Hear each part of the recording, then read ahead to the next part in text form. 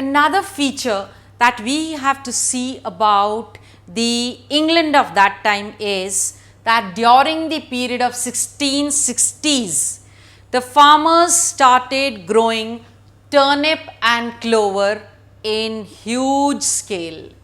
And the reason was they believed that turnip and clover were making the land fertile. Besides, turnip also was enjoyed by the cattle.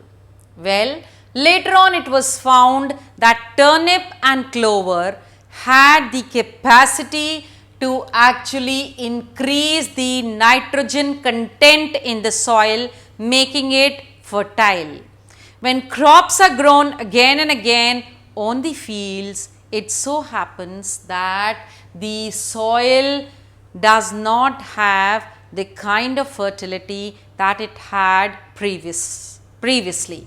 Therefore, the nitrogen content was actually replaced by the turnip and clover. Well, the enclosures had certain advantages for, of course, the rich section of the society, and those were, first of all, the big landowners found enclosed land as the long term investment and also found it a novel method wherein they could actually have crop rotation. Well, it also gave more production, which meant more profit to the landowners. So, the big rich landowners of England actually had huge profit and benefits by the new enclosure movement that had started in Britain. But the question remains, what happened to the poor, to the poorer section of the society?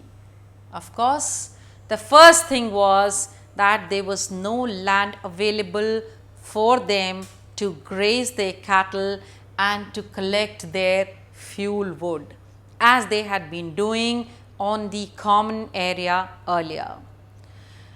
Now, there was no place from there where they could collect their apples or berries or hunt small animals.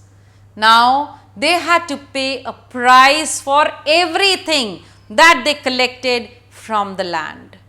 Well, sometimes they were also displaced from the land where they dwelled because the enclosure movement started extensively in that particular area. Now, the work became very seasonal because in the previous time, the landowners and the workers had a very cordial relationship and they considered themselves to be a part of one family. But now, the only thing that was there in the minds of the big landowners was profit and profit alone. So they started giving employment to the farmers, to the workers only when they actually needed them. So the work or employment became unstable and the income became very uncertain with the poor. Now there was no godfather for them, there was nobody who could keep them actually employed throughout the year. It was hire and fire policy which was being started in the agriculture sections of the society of England. So these were the changes which were being seen in England at that time. I'll continue with it in the next clipping.